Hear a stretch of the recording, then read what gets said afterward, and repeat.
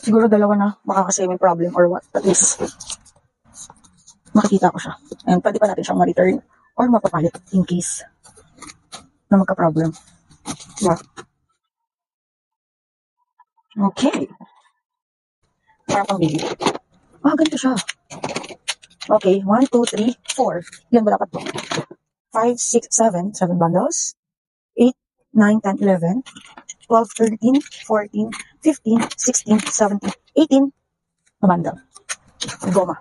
Okay, tapos ilang ganito? 1, 1, 2, 3, 4, 5, 6. Ang ganito kakao. 6, 7, 8, 9, 10. So, 10. Ngayon may box. Nagawin ko, lilipat ko yung mga laruan ng anak ko. So, yung mga box na, oh my God, I'm sorry. Lilipat ko yung mga laruan ng anak ko. Okay?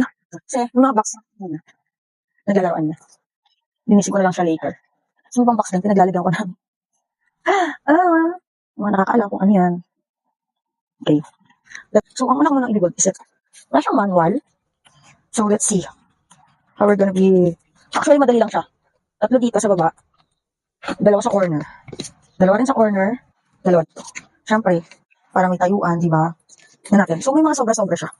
Gagawin natin is, gugupitin natin yung mga sobrang plastic para mag-fit siya dun sa butas. See, hindi natin siya mapapasok. Well, siguro may purpose. Let's see. Para sumikip or what, pero dapat hindi. Okay.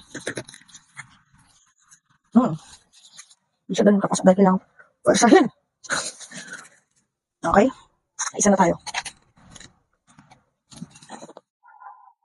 Dalawa. Isang ko pang corner. Minsan, pag nagkakabit ako nito, nagkakamali ako eh. Meron din ako perfect. Diba?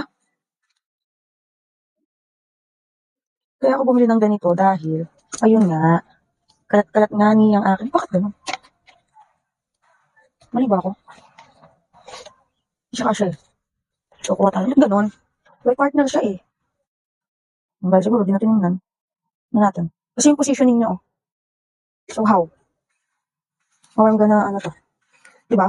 So, kung ganyan, mali, tas malaki. Ano siya? Puro pang left lang? Ano to? Wait. Figure out ko muna.